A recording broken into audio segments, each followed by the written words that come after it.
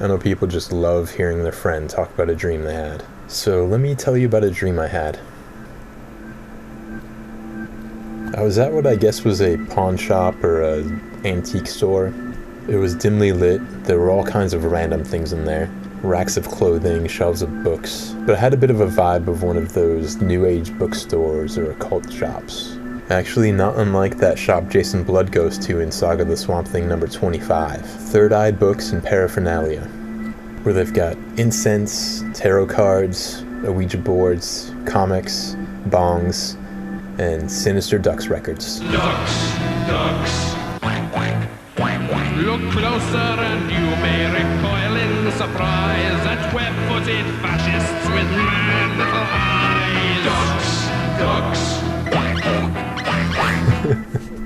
Anyway, I was wandering through this dimly lit dream bookstore, and I came across a shelf of Blu-rays and DVDs. It was mostly anime and nothing I recognized. I don't know a lot about that genre, so my brain must have just created all this generic placeholder anime based on the few inputs of titles I know, like some kind of anime lorem ipsum. But then I spotted something a little more up my alley. There was this big hardcover case with beautiful artwork of Swamp Thing on it.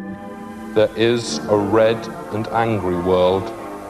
Red things happen there. The world eats your wife, eats your friends, eats all the things that make you human. And you become a monster. And the world just keeps on eating. I took it off the shelf and opened it up.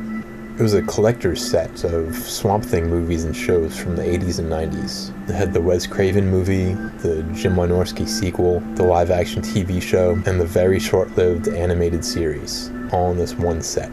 I didn't have any of those in my collection, despite Swamp Thing and Abby being a few of my favorite comic book characters. I found that I'd got a character with possibilities that went far beyond those of the general mainstream of comics characters. The issues that Swamp Thing deals with are ones that are very rarely touched upon in other comics. I absolutely love Alan Moore's run in the comics. If I should feed the world, heal all the wounds man's smouldering industries have made, what would he do? Would he renounce the wealth his sawmills bring, step gently on the flowers instead, and pluck each apple with respect for this abundant world in all its providence? No. He would pump more poisons, build more mines, safe in the knowledge that I stood on hand to mend the biosphere, endlessly covering the scars he could now endlessly inflict. I know I mentioned it before in my Jason Lives video. In the dream, I remember this collector set was kind of expensive, but I took it to the register and purchased it and brought it home. Then I woke up. It was all a dream.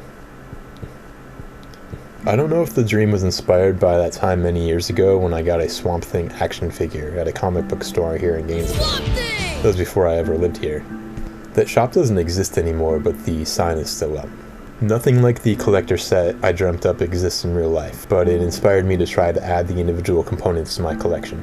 I saw the movies once many years ago, and I don't think I was that into them, because they weren't really representative of the comics I love.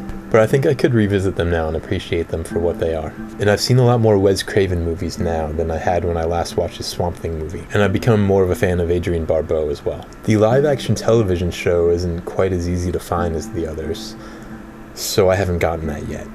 But I got all the other components. I got the Blu-ray DVD combo of Swamp Thing, released by 88 Films. The Swamp Thing.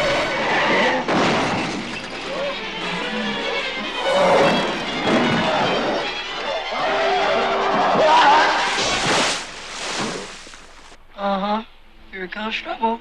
And I got the Blu-ray DVD combo of Return of the Swamp Thing from the MVD Rewind collection. The big green guy is back. They call me Swamp Thing. You're a plant, aren't you? The return of Swamp Thing.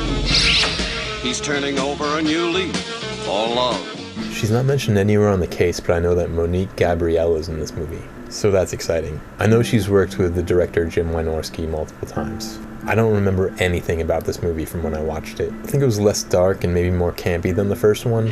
Why can't men be more like plants? I mean, you can stroke a plant and it doesn't get the wrong idea. And Swamp Thing. But I can't give you the kind of love you want. Why not? I'm a plant. That's okay.